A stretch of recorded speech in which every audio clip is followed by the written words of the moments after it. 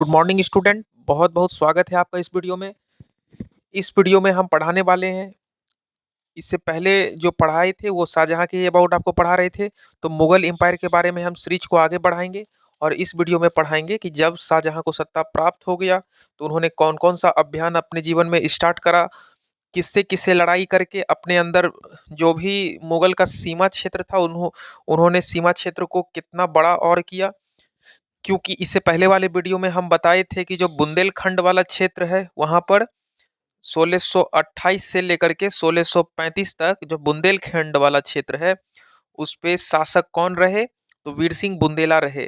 आपको वीर सिंह बुंदेला के बारे में पता होना चाहिए। यही वह व्यक्ति है जिन्होंने अबू फजल की हत्या कर दी थी। क्योंकि अबू फजल बहुत करीबी था किसका, अकबर का। और हत्या किसने करवाई थी, सलीम जहांगीर ने करवाई थी। और सलीम जहांगीर के एक इशारा पे बीर सिंह बुंदेला ने अबू फजल की हत्या कर दी थी। उसी समय से यही बीर सिंह बुंदेला काफी क्लोज हो गया किससे, सलीम जहांगीर से। और सलीम जहांगीर ने उसे बुंदेलखंड वाला क्षेत्र पे शासन करने के लिए छोड़ दिया था। बेहिचक बोला स्वतंत्र रूप से तुम शासन करो, और किसी भी प्रकार का तुमको कोई दिक्कत होता है तो तुम मतलब कहीं ना कहीं मेरे अंडर ही हो, और किसी भी प्रकार का कोई दिक्कत होगा तो तुम हमसे बात कर सकते हो। मतलब बुंदेलखंड पे एकदम फ्री रूप से कौन शासन कर रहा था, बिरसिंह बुंदेला। और फिर जब बिरसिंह बुंदेला का बेटा आता है तो वो शासक बन के आता है। दूसरा शासक बिरसिंह बुंदेला का पुत्र झुझर सिंह रहता है, और झुझर सिंह बुंदेलखंड का सत्ता को संभालने लगता है वीरसिंह बुंदेला की मृत्यु के बाद।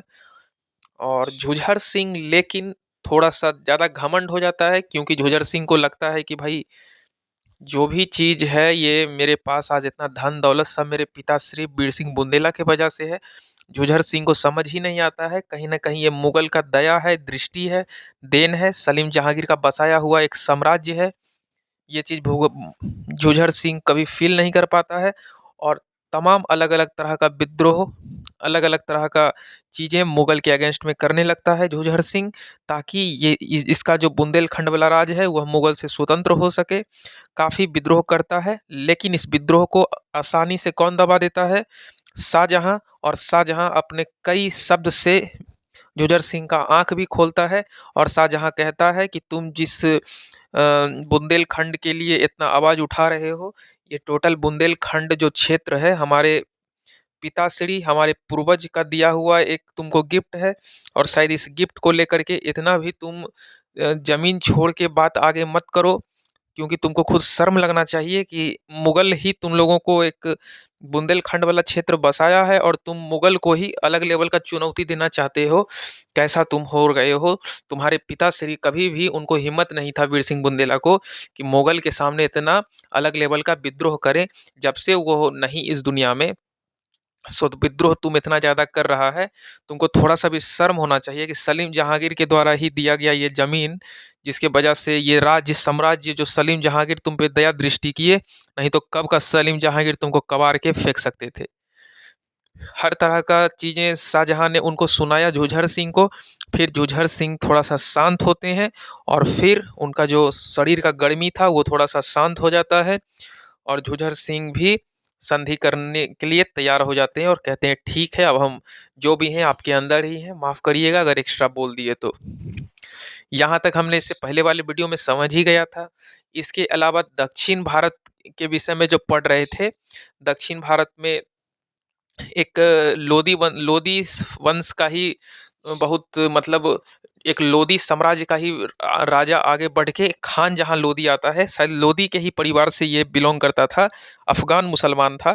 खान जहां लोदी नामक शासक था, उन्होंने विद्रोह करना मुगल के अगेंस्ट में स्टार्ट किया। वर्ष 1628 में विद्रोह करना आरंभ किया, और 1628 में काफ़ी विद्रोह झुझर सिंह के तरह ही ये खान जहां लोदी विद्रोह 1628 में करना शुरू कर दिया।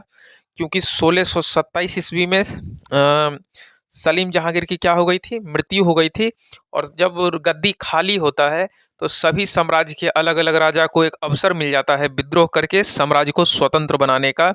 ये सबसे अच्छा मौका दूसरे छोटे छोटे राजा के पास होता है।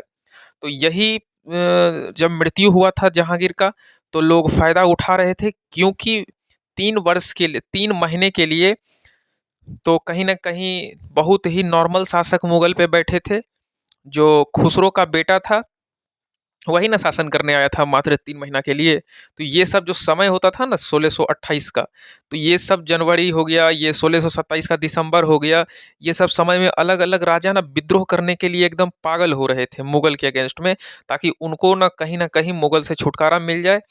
क्योंकि जो भी छोटा-छोटा राजा है उस सब चाहता था कि मेरा अपना स्वतंत्र राज हो जाए, हम मुगल में कोई भी कनेक्शन में ना रहे, और सब लोग चाहता था कि मेरा अपना छोटा-छोटा राज्य हो जाए। इसलिए तरह-तरह का विद्रोह मुगल के अगेंस्ट में करता था। और 1628 में जो विद्रोह किया गया वो अफ़गान सरदार था, जो मुगल के ही अधीन शुरू से था, लेकिन बाद में वो विद्रोह करके स्वतंत्र होना चाहता था। और ये विद्रोह अकबर नगर में चलाया जा रहा था। कहाँ पे चलाया जा रहा था विद्रोह? अकबर नगर में। और वहाँ अपने आप को स्वतंत्र शासक के रूप में घोषित करने का प्रयास कर रहा था कौन?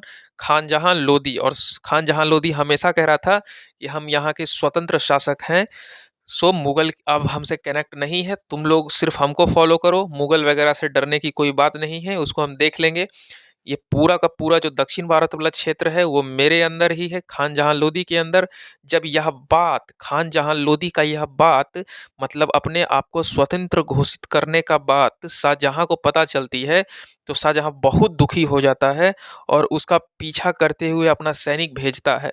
शाहजहां तुरंत कहते हैं कि अपना सैनिक के साथ फटाक सन खानजहां लोदी से मिलने दक्षिण भारत चलो। कुछ लगता है ज़्यादा ही खानजहां लोदी का मन बढ़ गया है, लगते हैं उसके बहुत ज़्यादा बड़े पंख हो गए हैं, चलो उस बहुत ज़्यादा हवा में उड़ रहे हैं, चल कर चलते हैं उसके पंख को ही हम क्या करते हैं, काट देते हैं। खानजहां लोदी का बहुत ज़्यादा पंख हो गया है।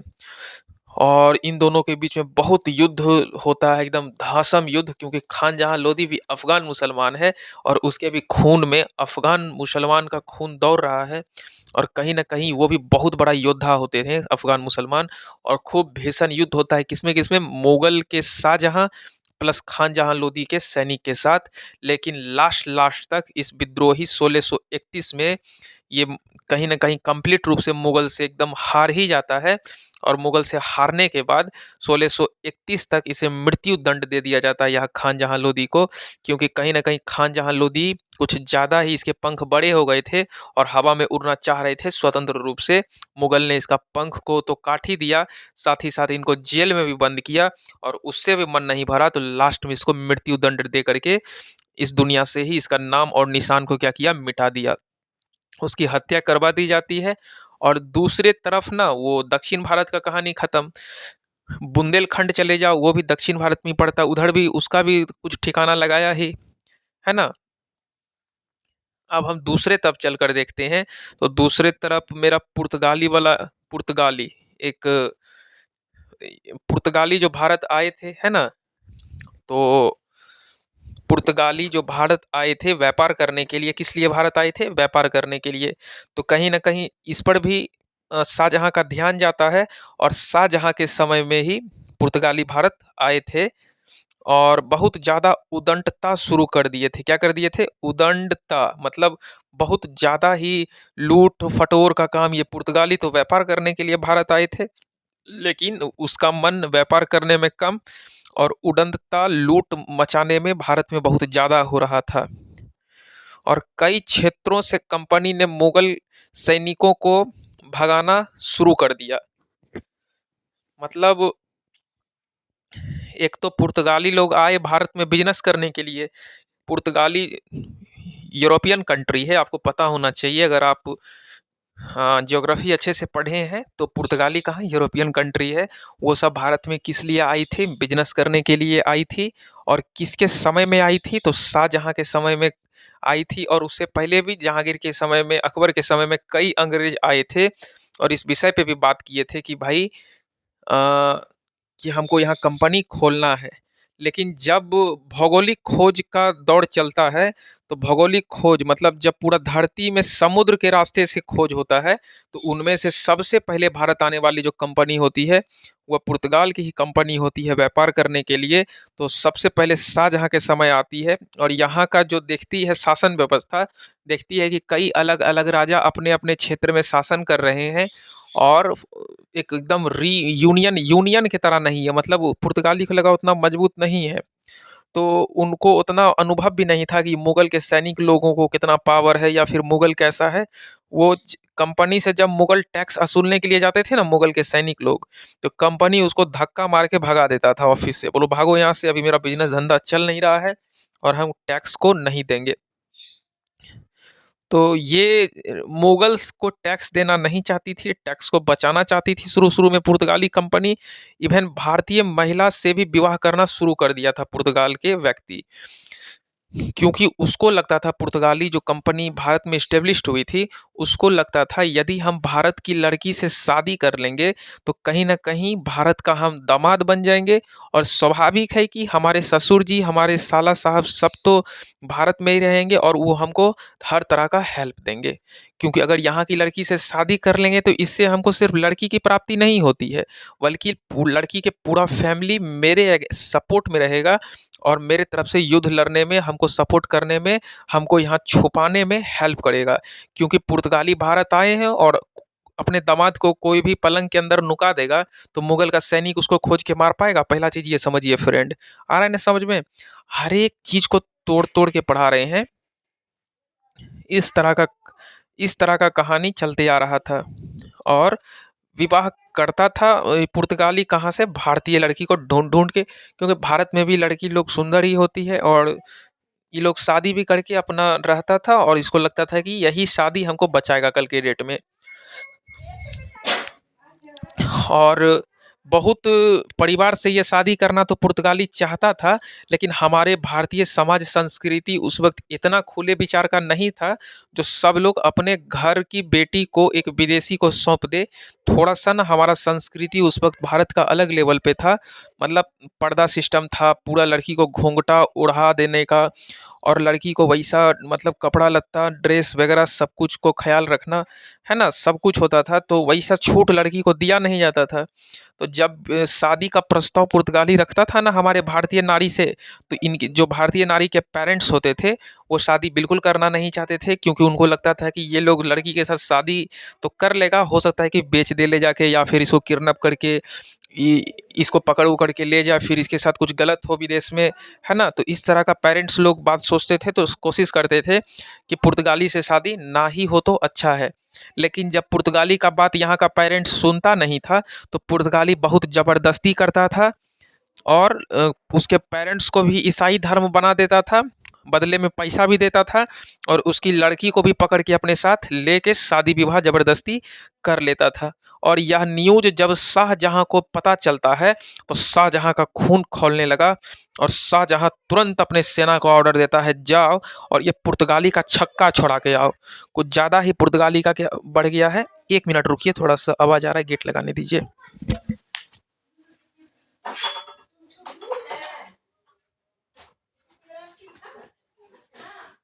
यहाँ तक अच्छे से समझ में आ गया है? हाँ। तो पुर्तगाली जो था ना वो अलग लेवल का, मतलब भाई शादी-वादी का संबंध बनाने लगता है, ज़बरदस्ती ना एकदम लोगों को ईसाई बनाने लगता है, पकड़-वकड़ के लड़की-वड़की को पकड़ के शादी-वादी करने लगता है एकदम। पुर्तगाली एकदम अजीब, मतलब दिमाग लगा रहा था भारत में और ज़बरदस्ती टैक्स-वैक्स भी टाइम पे मुगल को देता नहीं था और ये चाह रहा था अपना कंपनी को और बड़ा करना। मतलब एक तरह से समझिए कि नोचना और भमोरना भारत से चाह रहा था, जितना लूट के व्यापार करके ले जाए। बहुत फ़ायदा कमाता था पुर्तगाली लोग। कहा जाता है कि इन लोग अगर ₹1 का माल भारत में कच्चा खरीदते थे, तो उसको पैक करके 60 गुना दाम पे फिर वही माल को यहाँ बेचते थे और बाज़ार पूरा अंतर्राष्ट्रीय व्यापार होता था, मतलब पूरा वर्ल्ड में व्यापार चलता था। तो ये लोग भारत से कच्चा माल यहाँ के किसान को पोट-पोट के खरीद लेते थे, खरीद के यहाँ माल बेचते भी थे और राजा-वाजा से टैक्स को छुपाते भी थे पुर्तगाली। और यहाँ के लोगों को ज़बरदस्ती पकड़ के ईसाई बनाना चाह रहे थे। और शाहजहाँ को यह न्यूज़ पता चलता है तो तुरंत वो अपने सैनिक को भेजता है कि भाई ये क्या चल रहा है तमाशा, ये पुर्तगाली कौन नया कैरेक्टर आ गया है।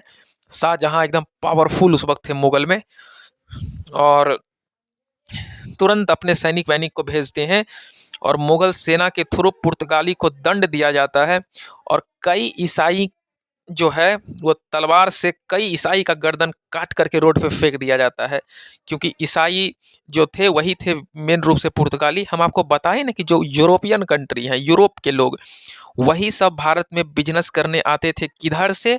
समुद्र वाले रास्ते से, क्योंकि समुद्र का रास्ता शुरू शुरू में खोजा गया था किसके द्वारा? वास्को डिगामा के द्वारा।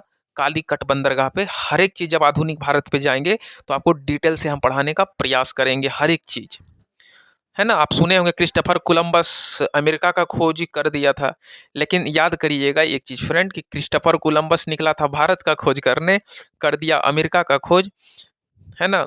और पुर्तगाली निकला था अमेरिका का खोज करने, कर दिया भारत का खोज। एकदम उल्टा ही हो गया इन दोनों के साथ। तो इन सब आधुनिक, जब हम लोगों का मॉडर्न हिस्ट्री आएगा, इसके बाद हम मॉडर्न हिस्ट्री पढ़ाने वाले हैं, क्योंकि लास्ट में हम प्राचीन पढ़ाएंगे। मॉडर्न हिस्ट्री से बहुत ज़्यादा नंबर कवर हो जाएगा आपका, है ना। तो पुर्तगाली लोग ज़बरदस्ती एकदम शादी-वादी यहाँ कर लेता थोड़ी बात, और लोगों को ईसाई भी ज़बरदस्ती बना देता था, ईसाई धर्म बना देता था। और यह बात जब पता चलता है किसको? यह बात जब पता चल गया शाहजहाँ को, तो वो अपना सैनिक-वैनिक को भेजा, और बहुत लड़ाई हुआ पुर्तगाली और मुगल के सैनिक के बीच। और कहा जाता है कि मुगल का सैनिक तो लाखों में था और पुर्तगाली चंद संख्या में ही था। मिसिल के धर दिया पुर्तगाली को मुगल के सैनिक ने, और कई कई इस पुर्तगाली का गर्दन काट के रोड पे फेंकना शुरू कर दिया, ताकि दूसरा पुर्तगाली इसके गर्दन को देख के डरने लगे। और फिर पुर्तगालियों को लास्ट में माफ़ी मांगना ही पड़ गया। मुगल से माफ़ी मांगा शाहजहाँ के सामने आकर के, माफ़ कर दीजिए शाहजहाँ साहब, अब ऐसा गलती हमसे कभी नहीं होगा। और यह घटना कब हुआ था? 1632 ईस्वी में। शाहजहाँ कहा था, वो उस पुर्तगाली को मेरे अपने चरण में गिरा के धूल न चटा दिया तो मेरा नाम बेकार है। हमारा ही मुल्क के लड़की से वह शादी करना चाहता है, और दूसरा वह जबरदस्ती पकड़ के ईसाई धर्म बनाना चाहता है। और अंततः 1632 तक सही में चरण में पुर्तगाली आके गिर जाते हैं, किसके? शाहजहाँ के। और इस घटना के बाद जो पुर्तगाली होते हैं, मतलब समझिए कि पुर्तगाली ना अपना अच्छा खासा बिजनेस व्यापार को, मतलब समझ लीजिए, व्यापार जो करते थे पुर्तगाली, वो लगभग उधर वाले क्षेत्र को छोड़ करके हुगली क्षेत्र में चले जाते हैं बसने के लिए, क्योंकि उधर ना मुगल से बहुत इन लोगों को डर लगने लगा। अब वो हुगली वाला क्षेत्र में अपना व्यापार स्टार्ट करते हैं, चूंकि बोले इधर हुगली, इधर कोलकाता साइड जाओगे ना तो उधर ही हुगली नदी है, तो हुगली नदी वाले तट पे ही ये अपना व्यवसाय, जो इंडस्ट्री वगैरह स्टार्टअप करना चाहते हैं। लेकिन उसे मुगल कुचल देते हैं, और शाहजहाँ कहते हैं बिजनेस हुगली जो वाला क्षेत्र है उसे शाहजहाँ अपने अंदर ले लेते हैं, और बोलते हैं यहाँ धंधा जो पसारने अब तुम हुगली वाले क्षेत्र में आए हो, यहाँ तुमको हम धंधा बंदा करने देंगे नहीं। तुम मेरे कंट्री से पहले भागो, तुम इतना ख़त्म लोग हो कि हम तुम्हारे बारे में सोच नहीं सकते हैं। तुम हमारे ही मुल्क के हिंदू मुसलमान को पकड़ करके तुम ईसाई में बदल रहे थे। अरे तुम्हारा तो हम गर्दन काट देंगे, लेकिन हम छोड़ दिए हैं। बहुतों का गर्दन तो काटे हैं, लेकिन बहुतों का काटना बाकी है। ठीक ना? कितना हमको गुस्सा आ रहा है ना, शाहजहाँ बोला, इतना हमको गुस्सा आ रहा है, हम तुम्हारा मुंह नहीं देखना चाहते। तुम पहले मेरे देश से भागो यहाँ से। हम व्यापार करने के लिए तुमको नहीं देंगे तो नहीं देंगे, चाहे कुछ भी हो जाए। सोच लीजिए कि इतना गर्मा गया कौन? ये शाहजहाँ। इतना पागल हो गया था शाहजहाँ, एकदम बोला भागो तो भागो, कोई हुगली या कोई मुगली यहाँ कहीं शासन क्षेत्र में तुमको बिजनेस व्यापार करने नहीं देंगे। और फिर मुगल इसको कुचल देते हैं, और फिर इसको भगाने का पूरा प्रयास करते हैं। हुगली वाला जो बिजनेस है अपने अंदर ही ले लेते हैं, बोलते हैं अगर यहाँ रहोगे तो हम टैक्स तुमसे दबा के लेंगे। क्या तुम इतना टैक्स देने के लिए रेडी हो? तब तो रहो, और नहीं रेडी हो तो यहाँ से चलो सीधे भागो। इससे पहले कि हम तुमको लात मार के इस कंट्री से निकालें, अपने मन से ही भाग जाओ। चलिए, इससे पहले हम मतलब जो भी पढ़े, मुगल वगैरह के द्वारा पढ़े थे, सिख गुरु को कैसे अर्जुन देव की हत्या हुई थी, आखिर अर्जुन देव की हत्या क्यों कराई गई थी, है ना। ऐसा क्या अपना सलीम जहांगीर देखा था अर्जुन देव की हत्या करवा दिया। तो हत्या वत्या जो अर्जुन देव का हुआ था, तो सिख और मुगल, है ना, दोनों के बीच में तनाव बहुत हो गया था उसी वक्त। अर्जुन देव की जब हत्या हुई थी ना, उसी वक्त सिख और मुगल के बीच में जो रिलेशन था वो बहुत खराब हो गया था। क्योंकि आपको पता है सिख समुदाय के लिए गुरु ही उसका भगवान होते हैं। और जब उसके पांचवें सिख गुरु अर्जुन देव को मुगल मर फांसी दिलवा देता है खुसरो के कारण, ये सलीम जहांगीर ना फांसी दिलवाया था, जो खुसरो को जो खुसरो को कुछ से कुछ सिखा के भड़का दिए थे कि जाओ लड़ लो भाई, कोई दिक्कत नहीं है, भिड़ जाना, अपने आशीर्वाद ले लेने खुसरो गया था। याद आया आपको? मेरा पिछले वीडियो को जाके एक बार पलटिए, आपको सब कुछ समझ में आ जाएगा। तो अर्जुन देव जो है पूरा एकदम, जब उसका मृत्यु हुआ था तो कहीं ना कहीं मुगल और फिर सिख का रिलेशन बिल्कुल खराब हो गया था। उसी वक्त से तनाव चलते ही आ रहा था। मतलब नहीं कहता है कि बदला लेने का आग उबल रहा था सिख में उसी वक्त से। और यह तनावपूर्ण संबंध शाहजहां के समय भी देखने को मिलता है। हालांकि शाहजहां के समय सिख संबंध जो छोटी मोटी कारण होती है लड़ाई करने का, वह सबसे मेन कारण पता है क्या होती है? मतलब सिख ना चाहता था भिड़ मुगल से, कोई ना कोई बहाना ढूंढ रहा था कि क्या बहाना से हम मुगल से भिड़ जाएं और कैसे एकदम दबा दे मुगल को, ऐसा कुछ सोच रहा था कौन? सिख समुदाय। मतलब कुछ ना कुछ बहाना ही ढूंढ रहा था। कहीं न कहीं शाहजहाँ तक आते-आते ना इसका रिलेशन सिख का मुगल से और भी खराब हो जाता है, बहुत खराब। जैसे कि एक बार आपको हम कहानी बताएँगे, वो कहानी बड़ा डिटेल्स में लिखा हुआ है बुक में, कि एक बार शाहजहाँ एक बाज का शिकार करने के लिए गए हुए थे। किस चीज़ का? बाज का। बाज जो चिड़िया होता है ना? बाज नहीं कहता बाज की तरह उड़ान भरना चाहिए। सबसे ऊँचा आकाश में बाज उड़ता है, ठीक ना? तो एक बार क्या हुआ था कि वो बाज का शिकार करने के लिए कौन गए हुए थे? शाहजहाँ, ठीक? और वह बाज जो है उड़कर सिख के पास चला गया। सिख एक व्यक्ति है, मतलब सिख समुदाय के पास बाज उड़ के चला गया और सिख बाज को लौटाने से इनकार कर दिया। शाहजहाँ बोले चलो बाज मांग रहे हैं ना, बाज लाओ। सिख समुदाय को तो ऐसे लड़ने का मन था, बोला चलो यही बाज वाज के बहाना भिड़ जाते हैं मुगल से। बोला नहीं देंगे बाज, मुगल को धमकी दिया नहीं देंगे, कुछ करिएगा क्या? बोला मांग रहे हैं ना तुमसे, बाज लाओ। तुम बाज को काहे अपने कंधा पे बैठा लिए हो, और लाओ बाज का हम शिकार कर रहे थे, तुम्हारे शरीर पे उड़ के बैठ गया, लाओ बाज लाओ। बोला नहीं देंगे, कुछ करिएगा क्या? बोला ये धमकी किसको दे रहे हो भाई, तुम समझ आ रहा है मुगल के हम राजा हैं, कुचल के धर देंगे, तुमको मेरा पावर के बारे में हल्का सा भी अंदाजा नहीं है, तुम गलत लोग से फरिया रहे हो। बोला बाज नहीं देंगे, कुछ करिएगा क्या? तीसरा बार बोला। इसका मुड उड गर्म हो गया, किसका? एकदम ये शाहजहाँ का एकदम मूड एकदम गर्म हो गया। बोला ये क्या ये बक रहा है, ये बाजे देने से इनकार कर रहा है। उस वक्त सिख गुरु हरगोविंद थे। कौन थे? हरगोविंद थे। जिस वक्त बाज देने से इनकार कर रहा था ना मुगल को, उस वक्त सिख गुरु हरगोविंद थे, ठीक? नहीं देने के कारण दोनों के बीच में कई दिनों तक युद्ध चला, क्योंकि मुगल गरमा गया। बोला बोला मुगल पागल हो गया, बोला बाज मांग रहे हैं तो हम अभी तुमको कटवा देंगे अपने सैनिक से। बोला जो करना है करिए, लेकिन हम बाज नहीं देंगे। सीधा बस भिड़ गया आपस में, दोनों के बीच में भीषण युद्ध चला। वो भी सिख समुदाय भी अपना गुस्सा दबा के मुगल पे उतार रहा था। मुगल तो बाज के लिए ही अपना पूरा सैनिक को दाव पे लगा दिया। बोला भिड़ो, एकदम जान दे दो या जान लइए लो। सीधे शाहजहाँ बोला छोड़ना नहीं है। ये सिख समुदाय में कुछ अलग लेवल का घमंड देखने को आज हमको दिख गया है। एकदम चुड़ के धर दो सिख समुदाय को। इस लोग का एगो छोटा सा चिड़िया बाज के लिए ये आज हमसे लड़ लिया। तो इस तरह से एकदम दोनों के बीच में दबा के युद्ध हुआ। मुगल का सैनिक भी कुचल के धर दिया किसको? उ लोग का भी सैनिक लोग को पुष्ट मार मारा एगो बाज के बहाना से, क्योंकि उ लोगों ना सिख गुरु के मतलब कारण बहुत लोगों का मूड गर्म था, बहुत दिन से ही लड़ने के लिए चाह रहा था। तो इस तरह का छोटी छोटी कहानी है, समझिए बाज के लिए तो मैना के लिए तो तोता के लिए लड़ाई हो रहा है। तो समझ रहे हैं ना कि दोनों के बीच का संबंध और भी खराब होते जा रहा है। इसी तरह एक बार और कुछ हुआ था, एक और कहानी आपको बताएंगे। पहले एक बाज के लिए हो गया था, एक और कहानी है कि सिख समुदाय जो है ना, उस मतलब सिख समुदाय जो थे, एक एक डाकू था सिख समुदाय से, ठीक ना? कहानी सुनिएगा, बड़ा बड़ी बढ़िया कहानी है। तो एक डाकू था सिख समुदाय से और मुगल के 2 घोड़े को चुरा लिया। कौन? सिख सिख समुदाय के डाकू। किसको चुरा लिया? मुगल के समुदाय के 2 घोड़े को चुरा लेता है। और वह घोड़ा का जो दक्षिणा है ना, मतलब चुरा तो लिया, और वह घोड़ा दक्षिणा के रूप में गुरु हरगोविंद उस वक़्त रहते हैं, ठीक ना? गुरु हरगोविंद को दे देता है, बोलता है गुरुजी हमने आपको 2 गो एकदम मस्त उजला-उजला 2 गो घोड़ा आपको हम देते हैं, सो ये घोड़ा हम लाए हैं कहीं से। तो गुरुजी ये नहीं पूछा कि कहाँ से लाया है, बोला ठीक है रख दो। गुरुजी अपने पास घोड़ा को रख लिया। चुराया कौन था घोड़ा को? वही डाकू, सिख समुदाय का डाकू जो है, वह घोड़ा को चुरा लिया था और बोला ठीक है रख दो घोड़ा यहीं पे, कोई दिक्कत नहीं है रख दो। बोला गुरुजी हम घोड़ा को लाए हैं, डाकू क्या बोला, सिख समुदाय का डाकू, कि हम घोड़ा आपके लिए 2 गो घोड़ा लाए हैं, सो आप इसको अपना प्रसाद समझ के रख लीजिए।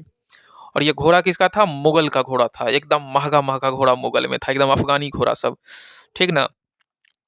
तो घोड़ा को सिख समुदाय को दे दिया और गुरु ने भी घोड़ा को अच्छे से रख लिया और इस घोड़े के कारण भी दोनों के बीच में ज़बरदस्त युद्ध हुआ।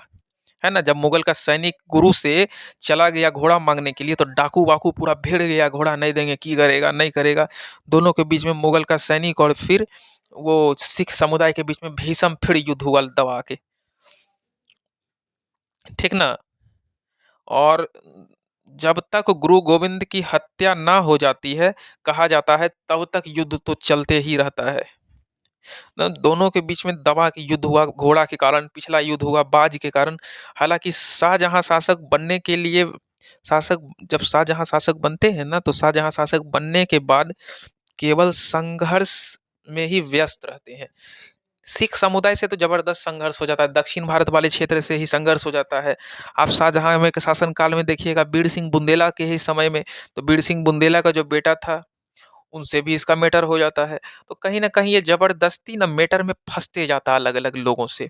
सिख समुदाय से भी फँस गया, झूठ का वो दक्षिण भारत के अलग क्षेत्र में लड़ाई-वड़ाई में फँस गया। तो इसका फालतू समय जो शाहजहाँ का फालतू समय है, वो कुछ से कुछ काम में व्यस्त रहता है। ठीक? और शाहजहाँ जो हैं, काफ़ी संघर्ष वगैरह करने में व्यस्त ही रहते हैं फालतू का। बल्कि उसने अपने साम्राज्य को भी एक विस्तार देने का प्रयास किया। संघर्ष ही नहीं किए शाहजहाँ, संघर्ष के साथ-साथ अपने साम्राज्य का सीमा क्षेत्र का भी विस्तार करने का पूरा प्रयास किए। हालाँकि शाहजहाँ ने सीमा विस्तार में सिर्फ़ दक्षिण भारत ही नहीं, बल्कि उसने उत्तर-पश्चिम भारत का जितने भी प्रांत थे, सबको जीत लिया था। इस बिंदु पे भी आप ध्यान दीजिएगा अच्छे से कि उत्तर-पश्चिम भारत का जितना भी प्रांत था, उसको भी शाहजहाँ अच्छे से अपने अंदर मिला लिया। जैसे कि कांधार वाला क्षेत्र था, दक्षिण भारत अभियान वाला क्षेत्र था, है ना? ये सभी शाहजहाँ ने कई अभियान लड़-लड़ के अपने क्षेत्र में मिला लिया और उनमें से जहाँ से प्रश्न निकल के आएँगे, जो सबसे इम्पोर्टेंट है, वह अहमदनगर था। कौन-सा था? शाहजहाँ का अहमदनगर वाला जो क्षेत्र था, जहाँ पर उसने 1629 ईस्वी में चढ़ाई की और बाद में चल कर के शाहजहाँ कब चढ़ाई की थी अहमदनगर वाला क्षेत्र में? 1629 ईस्वी में। इस डेट को आप बिल्कुल याद रखिएगा। This is the very important for you, okay? क्योंकि अहमदनगर का जो अभियान है, कई अभियान से भी ज़्यादा इम्पोर्टेंट है, जो शाहजहाँ के द्वारा चलाया गया है। कब? 1629 ईस्वी में अहमदनगर पर शाहजहाँ ने चढ़ाई की और जब बाद वाला जो समय आता है, तो शाहजहाँ ने अहमदनगर के शासकों, जितना भी शासक थे अहमदनगर को, उसे अपनी अधीनता स्वीकार करवा के ही दम लिया। और शुरू-शुरू में तो शाहजहाँ जितिया गया। अहमदनगर का जो शासक था ना, वो बोला हम आपके अधीनता को स्वीकार नहीं करेंगे, कुछ करिएगा क्या? तो दिखा दिया क्या करा जाता है ना? काफ़ी संघर्ष किया गया, लड़ाई किया गया, अपनी अधीनता को स्वीकार करने के लिए उसको विवश कर देता है ना? और अंत में अहमदनगर को जीत ही लेता है और पुनः अपने साम्राज्य में अहमदनगर को फिर से मिला लेता है। हालाँकि शाहजहाँ शुरुआती दौर में शहज़ादा के रूप में भी अहमदनगर पर आक्रमण किया था। जब शहज़ादा था, शहज़ादा किसे कहते हैं? जब यह राजा बनने वाला था, मतलब इनके पिता सलीम जहांगीर जिंदा थे। देखिए, आपको सिंपल वर्ड में समझाते हैं। राज्य अभिषेक होने से पहले जो राजा बनता है, बनने वाला होता है, उसे शहज़ादा कहते हैं। मतलब राजा के बेटा को शहज़ादा कहा जाता है और राजा बनने के बाद वो राजा हो गया, ठीक ना? तो जब वो शहज़ादा के मतलब वो अपने उनके पिताश्री जिंदा थे सलीम जहांगीर, तो उसी वक्त ये जो शहजादा था, है ना, तो जब ये शहजादा वाला एज में था, उसी वक्त वो अभियान चलाने के लिए, मतलब अहमदनगर पर अभियान चलाने के लिए एकदम विवश था। तो उसी वक्त से अहमदनगर अहमदनगर इसके माइंड में चल रहा था। लेकिन जब बाद में यह राजा बनता है तो अहमदनगर को जीत लेता है और वहां का अधीनता को स्वीकार करने के लिए वो अहमदनगर का राजा को विवश कर देता है कि तुम मेरे अंदर अधीनता स्वीकार कर लो, नहीं तो फिर तुम्हारा जान चला जाएगा, ठीक ना। इसके अलावा अब हम थोड़ा सा डेप्थ में जाके पढ़ेंगे, है ना। अहमदनगर वाला हमको कहानी समझ में आ ही गया, क्योंकि शुरू से ही अकबर शाहजहां को मन था अहमदनगर वाला क्षेत्र जीतने के लिए। इसके अलावा उन्होंने जो शाहजहां ने गोलकुंडा वाला क्षेत्र, बीजापुर वाला क्षेत्र पर भी अभियान किया था। दक्षिण भारत में कई जगह अभियान किया था। गोलकुंडा, बीजापुर, ये सब बड़ा इंपॉर्टेंट है। यहाँ से ना डायरेक्ट यूपीएससी में सवाल आता है, डायरेक्ट, रुकावट है ये नहीं है। बीजापुर, गोलकुंडा, ये सब क्षेत्र पे जो आक्रमण किया गया था किनके द्वारा? शाहजहां के द्वारा। ये कहाँ पड़ता है? दक्षिण भारत में पड़ता है। एक चीज याद रखिए, जो गोलकुंडा और बीजापुर वाला क्षेत्र था ना, यहाँ पर शाहजहां संघर्ष बहुत मजबूती से नहीं कर पाता है। क्यों पता है? अब आपके मन में लड्डू फूटता होगा कि भाई साहब मजबूती से क्यों नहीं कर पाता है ये गोलकुंडा और बीजापुर वाला क्षेत्र में शाहजहां, आखिर मजबूती से संघर्ष क्यों नहीं कर पाता है? क्योंकि यह वह समय था जब शाहजहां की जो पत्नी है वह 1631 ईस्वी में अर्जुमंद बानो बेगम की मृत्यु हो जाती है। खैर, एक बात हम अपने दिल का आपको बोलना चाहते हैं फ्रेंड्स, कि शाहजहां थोड़ा सा दिखावटी तो जरूर था, है ना। एक तो जाने वो पिछले 3-3 4-4 शादी कर रखा था, ये अर्जुमन से जो प्यार बहुत करता था, इसका ना कहीं न कहीं ये ड्रामा ही करता था, मेरे अकॉर्डिंग हमको ऐसा फ़ील होता है। क्योंकि आप खुद सोचिए कि अगर हम किसी एक लड़की से प्यार करते हैं, बहुत प्रेम करते हैं, तो वो ज़िंदा रहे या मर जाए, उसके अलावा हम किसी दूसरी लड़की से शादी करेंगे ही नहीं, है ना? उसके ही याद में, उसके लिए ही ख़ासकर हम अपना पूरा जीवन को क्या कर देंगे? बिता देंगे उस लड़की के लिए। है ना? जब हम उससे रिलेशन जोड़ लिए, जब हम उससे विवाह कर लिए, तो हम कभी भी नहीं चाहेंगे कि मेरा शादी फिर से दूसरे से हो जाए, है ना? तो 14 बच्चे की माँ बनाने के बाद भी, ये अर्जुमंद की मृत्यु के बाद अर्जुमंद की अपनी छोटी बहन से शादी कर लिया। लीजिए कितना गलत काम ही किया है ना? अर्जुमंद की अपनी छोटी बहन से जस्ट इसके मरने के 1 हफ्ता भी नहीं हुआ अर्जुमंद बानो बेगम की मृत्यु का, और है ना? ये आसफ खान की पुत्री थी अर्जुमंद बानो बेगम। 1 हफ्ता भी नहीं होता है और दूसरा शादी तुरंत कौन कर लेता है? शाहजहां कर लेता है। समझिए कि इन लोगों के मन में सिर्फ शादी, शादी, शादी। और कितना खुल के बताएं, इतना आपको हम बताते हैं कि शाहजहां जो था ना, शाहजहां के दरबार में 8,000 से ऊपर ऐसी कुमारी लड़कियां को ये सिर्फ पाल के रखता था, जिसको आप रखेल कह सकते हैं। समझिए कि कितना इन लोगों का मानसिकता निम्न था। मतलब 8,000 महिला में जिसको मन करता था उसको उठा लेता था, है ना। जब मन जिसके साथ घूमना, मतलब रहना, सोना, हर चीज, मतलब इतना निम्न सोच का यह सब मुगलिया राजा हुआ करता था। हम पर्सनली, हम देखिए, हम ऐसा नहीं कि हम हिंदू हैं तो मुस्लिम पे आवाज उठा रहे हैं, ऐसा नहीं है। लेकिन इन लोगों का मानसिकता देखिए, ये दुनिया को क्या दिखाता है? हम अर्जुमंद बानो बेगम से इतना प्रेम करते हैं कि उसके लिए हम ताजमहल बनवा रहे हैं। कहाँ पे? आगरा में। तो इसको थोड़ा सा भी शर्म लगना चाहिए, जब वो मर गई तो उसको दूसरा शादी नहीं करना चाहिए, ठीक। कोई ज़रूरत ही नहीं था शादी करने का। अच्छा, इतना इतना जो 8-8 हज़ार है, ये बहुत बड़ी संख्या होती है। अपने दरबार में 8-8 हज़ार लड़की को रखना सिर्फ इसलिए ताकि किसी से भी बात कर सकें, कुछ भी इस तरह का समझिए कि रिलेशन रखता था। और अर्जुमंद बानो बेगम की जस्ट अपनी ही छोटी बहन से शादी कर लिया। कौन? इसके अर्जुमंद के मरने के 1 हफ्ता के अंदर, मतलब उससे भी शादी कर लिया। एक कहानी और है प्रचलित, जब अर्जुमंद किसी और की पत्नी थी, मतलब नया-नया शादी ही आसफ खान कराए थे। चूँकि अर्जुमंद देखने में इसको बढ़िया लग गई, किसको? शाहजहां को, है ना। तो हत्या करवा दिया। अर्जुमंद के जो पहले पति थे उसका हत्या करवा के अर्जुमंद से शादी कौन कर लिया? शाहजहां। बहुत डिटेल में ये सब कहानी है। खैर इतना डिटेल विटेल से क्वेश्चन आता नहीं है। हम आपको शाहजहां का एक कैरेक्टर बताए कि शाहजहां जो दुनिया को दिखाना चाहता था कि हम अर्जुमंद बानो बेगम सॉरी अर्जुमंद बानो बेगम का ही नाम मुमताज महल था और मुमताज महल के लिए ही हम ताजमहल बनवा रहे हैं। तो ये इसका सोच समझदारी दुनिया को सिर्फ दिखाना चाहता था मेरे अकॉर्डिंग। क्योंकि बताइए ना कि जिसके दरबार में क्या ही बोले इन लोग का कैरेक्टर, हम तो नए उतना उगटना चाहते हैं कैरेक्टर मुगलिया का। क्या हमको मतलब है भाई, हमको अपना यूपीएससी बीपीएससी में जितना सवाल जहाँ से आता हम बस उतना ही पढ़े, हमको ठीक है। नहीं तो धूमिल कर देंगे इन लोगों को। इतना इतना इन लोगों का इतिहास एकदम क्या बोले, डेप्थ में जब हम पढ़े हैं तो हमको खुद शौक मार दिया है कि मुगल इतना गंदा कैसे हो सकता है ना। इतना इतना दरबार में वो जो बेटी जिसकी बेटी इसको पसंद आती थी उसका अपने दरबार में रखेल बना लेता था।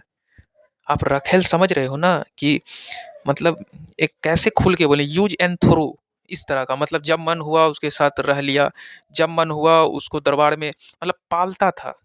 आप समझ लीजिए क्या बोले, अपने दरबार में 8-8 हजार कुमार लड़की को ये लोग पालता था सिर्फ इसलिए कि जब मन करे जिसके साथ रह ले। तो सोचिए कितना इन लोगों का मानसिकता गिरा हुआ था ये मुगलिया का। इतना ये लोग धन लड़की के पीछे खर्च करता था। क्या उतना धन में ये लोग अपने समाज का शिक्षा और इंफ्रास्ट्रक्चर्स और अलग लेवल का व्यापार को बढ़ा नहीं सकता था? जो ये धन दौलत ये अपने शौक मौज, पता नहीं लोग का शौक मौज कितना निम्न स्तर का होता है, जो एकदम छोटा सा एकदम सोच मोज है वहीं आके सीमित हो जाता है। समझ लीजिए इन लोग का शौक मौज एक लड़की होती थी जो कि एक मतलब क्या ही बोले, मतलब शरीर के साथ ये लोग खिलवाड़ करता था। ठीक। अर्जुमंद खाली दिखावा, ये दुनिया को दिखावा। बेचारा अर्जुमंद की मृत्यु बच्चे देने के कारण, मतलब इसका 14वां 15वां बच्चा का जन्म हो रहा था उसके कारण इसका मृत्यु हो गया। तो समझिए लोग क्या ही बोले, शादी का 20 वर्ष नहीं हुआ 15-15 बच्चा। तो मतलब क्या यही प्यार है? मतलब ये प्यार नहीं, ये पागलपंती है ना। मेरे अकॉर्डिंग शाहजहां का दिमाग थोड़ा सा खराब तो था, ये पागलपंती है कि शादी का 20 साल नहीं 15-15 बच्चा होने हो गया। तो ये पागलपंती से कम नहीं था शाहजहां मेरे अकॉर्डिंग। चलिए हम इस लोग के बारे में उतना डिस्कस करके अपना अच्छा समय को बर्बाद नहीं करना चाहते हैं, हम आगे बढ़ते हैं। ठीक। तो अर्जुमंद बानो बेगम की मृत्यु हो जाती है, इसलिए यह जो है इसका दिमाग थोड़ा सा कहता, इतिहासकार कहता, अब क्या सच्चाई था हम नहीं जानते हैं, लेकिन इतिहासकार कहता है इसका दिमागवा जो है ना थोड़ा सा खराब हो जाता है।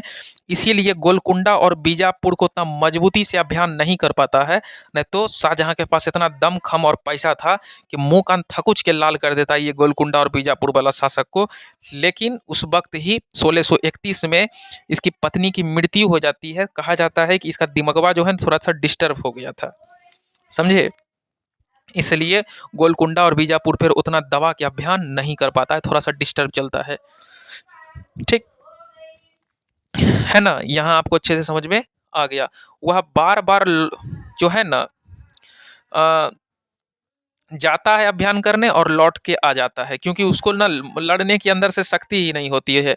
उसको लगता है कि मेरी पत्नी क्या हो गई, मतलब इसका तबीयत खराब है, ऐसे से मर गई। और उत्तर भारत वाला जो क्षेत्र है इसी तरह, मतलब लड़ाई करें या ना करें, करें या ना करें, उतना मजबूती से ना इसको जीत पाता है ना कंप्लीट रूप से हार पाता है, मतलब बीच में फंस के ही रह जाता है। और इसीलिए गोलकुंडा और बीजापुर वाला जो क्षेत्र है, क्षेत्र को पराजित, जो जो जो क्षेत्र है ना, यह पराजित अच्छी रूप से उस वक्त तो नहीं हो पाया। तो पराजित करने के लिए वह मतलब चाहता था बाद में, जब लगभग 1636 का वक्त आता है ना, तो तब जाकर के थोड़ा सा मुगल का दिमाग बुद्धि ठीक होता है। क्योंकि इतिहासकार का कहना है कि अर्जुमंद का मृत्यु जो 1631 में हुआ तो 2-3 साल शाहजहां का एकदम खराब हो गया। मतलब मतलब कहता था पागल की तरह करता था जब से वो मरी थी। तो हमको तो समझे नहीं आता ये लोग का प्रेम क्या था नहीं था, कि पता नहीं बहुत भयंकर जरूरत थी वो, है ना। हो सकता है बहुत भयंकर जरूरत ही होगी अर्जुमंद कि प्रेम में ही, मतलब प्रेम करे तो भाई प्रेम करो ना, तो इतना इतना ये 8-8 हजार क्या संख्या है तुम्हारे दरबार में। और भी इससे 8-8 हजार क्या, 9-9 10-10 हजार देखा गया आपका ये सलीम जहांगीर के दरबार में। उससे पहले अकबर हर राजा का कैरेक्टर वैसा ही धूमिल था। क्या ही बोलें आपको खुल के। हटाइए, हमको उतना बेइज्जती करने नहीं आता है। हर राजा का कैरेक्टर उस लेवल का ही था। ठीक। और यहाँ पे आप देखिए कि लगभग 1636 के वक्त का जो समय आता है, तो दोनों क्षेत्रों को बाध्य कर दिया जाता है मुगल के अधीन होने के लिए। क्योंकि 31, 32, 33, 34 ये सब में ना वो लड़ाई करता था, मन भी नहीं करता था लड़ाई करने का। इसलिए गोलकुंडा और बीजापुर का जो शासक था वो आराम से 34-35 तक तो ठीक ठाक वहाँ अपना ही सत्ता को जमाए रखा, और वो उस वक्त तक मुगल के अधीन नहीं हो पाया था।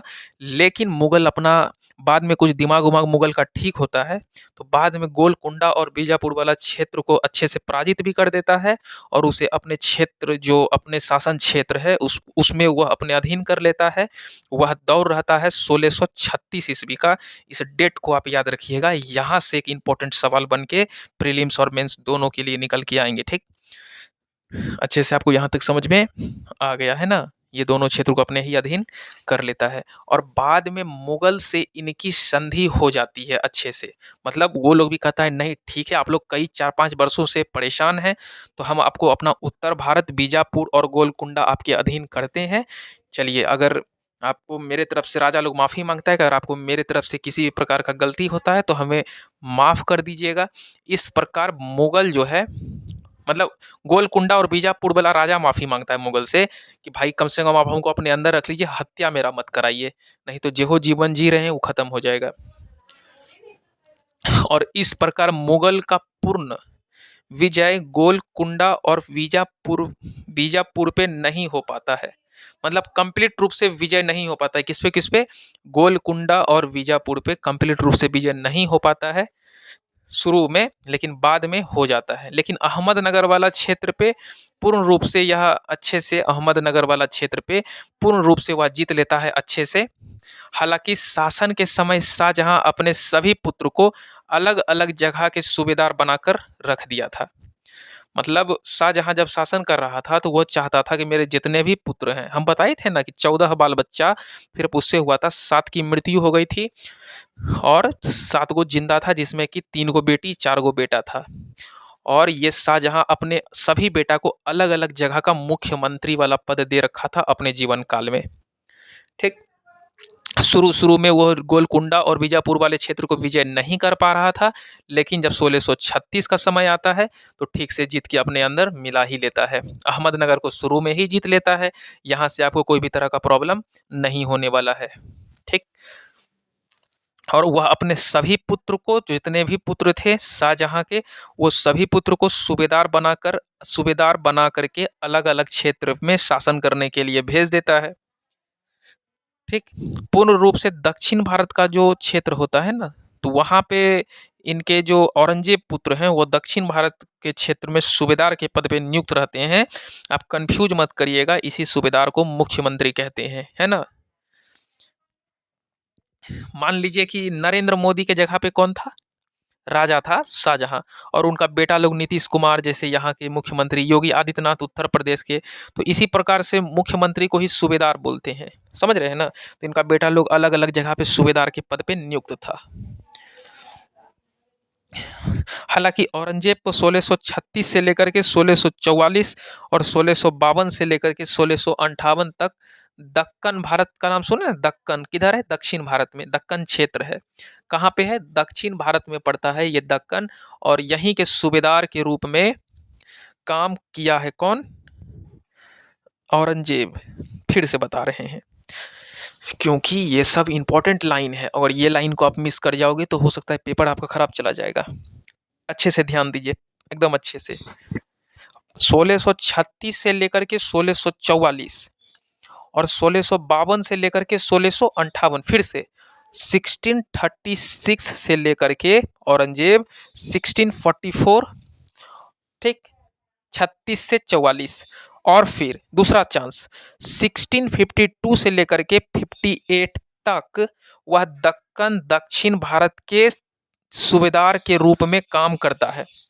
अपने 2 बार आता है दक्षिण भारत का जो दक्कन वाला क्षेत्र है, तो दक्कन का चीफ मिनिस्टर के रूप में 2 बार औरंगजेब आता है। पहला बार कब, 1636 से लेकर के 44 तक काम करता है दक्कन में, और दूसरा 1652 से लेकर के 58 तक दक्कन वाला क्षेत्र में रह के ये काम करता है। कौन? औरंगजेब, याद रखिएगा, है ना। पहला 36 से 44 और दूसरा 52 से 58। कहाँ पे काम करता है? दक्कन वाला क्षेत्र वाला, जो दक्षिण भारत में दक्कन वाला क्षेत्र है, वहाँ का सूबेदार के रूप में काम करता है। कौन? तो औरंगजेब। ठीक, 36 से 44, 52 से 58, याद रहेगा। यही कारण है कि औरंगजेब जब खुद शासक बनता है तो वह अपने अंतिम 25 वर्ष, है ना, जब मृत्यु का जो लास्ट 25 वर्ष बचता है औरंगजेब के जीवन में, तो वह दक्षिण भारत में ही बिताना पसंद करता है, क्योंकि उसको दक्षिण भारत में शुरू से ही आइडिया था। हम आपको बताएं ना कि वह 36 से लेकर 44 तक चीफ मिनिस्टर रहा दक्कन का, और 52 से लेकर 58 तक औरंगजेब दक्कन का चीफ मिनिस्टर रहा। तो इसको दक्कन वाला क्षेत्र से बहुत लगाव था। तो औरंगजेब का जो लास्ट 25 वर्ष होता है, मतलब मरने से मतलब लास्ट 25 वर्ष उसके जीवन काल का, तो वह दक्षिण भारत में ही बिताना पसंद करता है, क्योंकि दक्षिण भारत का अनुभव उसको बहुत अच्छा खासा हो चुका होता है, जब वह चीफ मिनिस्टर के पद पे शुरू से 2 बार कायम था दक्कन वाले क्षेत्र पे। यहाँ तक अच्छे से समझ में आ गया? कोई दिक्कत है तो आप तो मेरे कमेंट्स में पूछ सकते हैं, क्योंकि हम तो लाइव पढ़ा नहीं रहे हैं, हम तो वीडियो के द्वारा आपको पढ़ा रहे हैं। यहाँ तक अच्छे से समझ में आ गया? अगर एक और नाम की बात करें तो मीर जुमला है। क्या नाम है? मीर जुमला। अब आपके मन में घूम रहा होगा कि भाई ये मीर जुमला कौन है?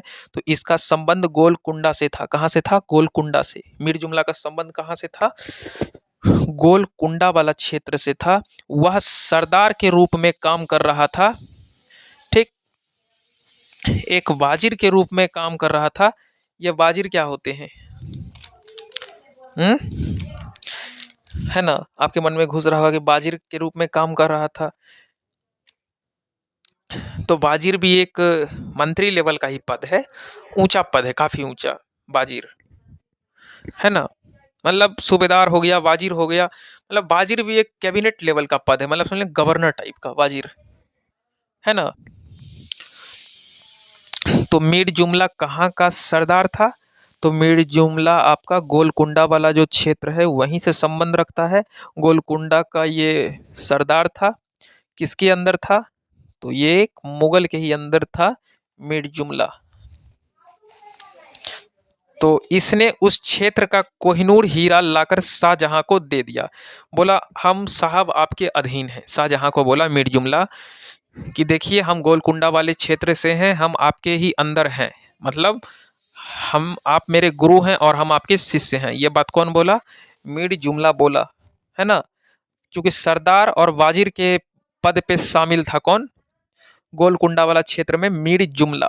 तो मीर जुमला बोला सुनिए शाहजहां, सुनिए, हम आपके लिए कोहिनूर का हीरा लाए हैं, ये हीरा आप ले लीजिए। शाहजहां को दे दिया।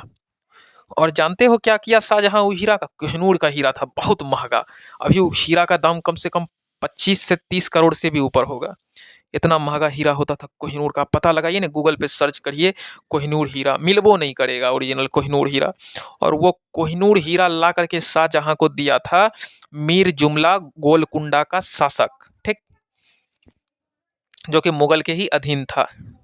और शाहजहां को दे दिया, और बाद में शाहजहां से वह हीरा जो है ना, मतलब मयूर सिंहासन में जरवा दिए शाहजहां। शाहजहां बोले जहाँ पे जिस कुर्सी पे हम बैठते हैं, वह कुर्सी पे ही जो सिंहासन है बैठने वाला मेरा, उसमें ही ये हीरा को जड़वा दो, ताकि हम जब बैठें तो हमको वह हीरा देखें और हमको बहुत अच्छा लगे। तो एकदम जड़वा दिया हीरा को, एकदम मस्त, एकदम कुर्सी में एकदम हीरा चमकते रहता था। और वहीं पर शाहजहां बैठ के शासन को संभालते थे। मीर जुमला के द्वारा दिया गया वह हीरा था। और मीर जुमला कौन था? तो मीर जुमला गोलकुंडा वाला जो दक्षिण भारत का क्षेत्र गोलकुंडा है, वहीं पे वह सरदार और वाजिर के पद पे नियुक्त था, है ना, मीर जुमला। याद रखिएगा, यहाँ से प्रश्न आएंगे, ठीक। और एक बहुत बड़ा नाम रहता है मीर जुमला। इन्होंने कोहिनूर हीरा दिया था, किसको ला करके? शाहजहां को कोहिनूर का हीरा। बहुत बड़ी बात है भाई साहब। हीरा का दाम अभी 25-30 करोड़ से कम से ज्यादा कम होगा, उससे कम नहीं, उससे ज्यादा ही होगा। और कुर्सी वगैरह में जड़वा दिया हुआ अपने सिंहासन पर, और वो सिंहासन पर शाहजहाँ बैठता था। मीर जुमला का दिया हुआ ये तोहफा शाहजहाँ को बहुत पसंद आता है। शाहजहाँ सोचे शायद ही हमको ऐसा तोहफा कोई ला करके देगा। ठीक। मीर जुमला का एक और नाम है जो क्वेश्चन घुमा के आपसे पूछ सकता है, वह नाम भी हम आपको बता देते हैं, मोहम्मद सैयद। मोहम्मद सैयद एक और नाम है किसका? मीर जुमला का, मोहम्मद सैयद। बहुत इंपॉर्टेंट सवाल यहाँ से भी बन सकता है। ठीक। अब बात करेंगे कांधार वाला क्षेत्र पे। तो कांधार विजय पे, यह जो जो कांधार वाला क्षेत्र है ना, वह विजय पे भारत के उत्तर पश्चिम सीमा के क्षेत्र में पड़ता है। आप बोलिएगा उत्तर पश्चिम सर कहाँ पे पड़ता है? तो अगर आप मैप थोड़ा बहुत भी ध्यान से पढ़ते हैं तो उत्तर पश्चिम वाला जो सीमा क्षेत्र है उसी साइड आपका पाकिस्तान वाला जो क्षेत्र आता है, वहीं पर ना कांधार है। कांधार, कांधार या अफगानिस्तान ही साइड है, ईरान वगैरह उधर ही है। तो कहाँ पे पड़ता है? उत्तर पश्चिम सीमा साइड में ही पड़ता है, पाकिस्तान साइड में। कांधार किधर पड़ता है? पाकिस्तान के साइड ही पड़ता है या कांधार वाला क्षेत्र। और ईरान वगैरह का जो शासक रहता है वहीं पे, मतलब फारस एक जगह रहता है। कहाँ पे? फारस। फारस का अधिकार हो चुका था। यहाँ तक अच्छे से समझ में आ गया? देखिए वीडियो कितना देर का हुआ है, 51 मिनट का। वीडियो तो बड़ा ही हो गया है आज। यहाँ पे कुछ ज़्यादा ही फैक्ट है, स्टोरी वाइज हो ही नहीं पा रहा है ना। मतलब ये जगह वो जगह, चीज़ों को हम नहीं चाहते हैं, चीज़ों को आपको बहुत ज़्यादा अलग लेवल का रटाया जाए, है ना। मुझे ऐसा लगता है कि स्टोरी तो इसका 7-7 बाल बच्चा है शाहजहाँ का, तो सभी बाल बच्चा का स्टोरी थोड़ा सा बड़ा हो जाएगा, औरंगजेब वगैरह सब आएगा तो स्टोरी बड़ा हो जाएगा, है ना। तो हमको ऐसा लगता है कि क्या करें, इसी वीडियो में कवर कर दें या फिर एक नया वीडियो को बनाएं, है ना। क्योंकि कितना वीडियो बनाए एक ही कहानी पे, हम तो चाहते हैं कुछ छोड़े नहीं, इसलिए मेरा वीडियो 1-1 घंटा 2-2 घंटा का, 1-1 घंटा का 2-3 वीडियो हो जाता है। चलिए, लेकिन हम सोच रहे हैं कि नेक्स्ट वीडियो जब हम लाएंगे तो उसमें बात करेंगे कांधार वाले क्षेत्र पे जो विजय हुआ था। ये पाकिस्तान साइड पड़ता है। कांधार वाला क्षेत्र कहाँ पड़ता है? पाकिस्तान साइड। वहीं उसी क्षेत्र में ईरान पड़ता है। क्या पड़ता है? वहीं पर। तो जो फारस वाला क्षेत्र रहता है ना, फारस पे अधिकार हो चुका था। जहांगीर के ही समय में अधिकार कर लिया था। कौन सा क्षेत्र पे? फारस पे। ईरान के राजकुमार थे, वह जहांगीर के समय में ही फारस वाला क्षेत्र पे अधिकार कर लिए थे। मतलब कांधार वाले क्षेत्र में ही फारस पड़ता है ना। नहीं बोलते हैं फारसी, बोलते हो जी, फारसी भाषा, फारसी। वही फारस वाला भाषा को फारसी कहते हैं। ये सब ईरान का क्षेत्रों में, ईरान के अधिकार में आ जाता है, मुगल में नहीं रहता है। ईरान ही फारस पे क्या कर चुका था? अधिकार कर चुका था। किस वक्त? जहांगीर के ही समय। मतलब ईरानी जो था वो फारस के क्षेत्र पे अधिकार कर लिया था। फारस कहाँ पड़ता है? कांधार वाला क्षेत्र में पड़ता है। कांधार कहाँ पे है? तो पाकिस्तान के साइड है। पाकिस्तान किधर है? तो उत्तर पश्चिम भारत के सीमा वाले साइड में पाकिस्तान पड़ता है। ये सब याद रखिए।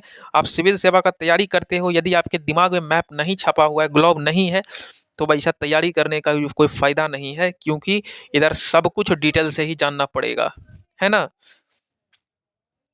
तो ईरान वाला क्षेत्र जो पारसियों के पास था, मतलब फारसियों के पास था, चला गया था।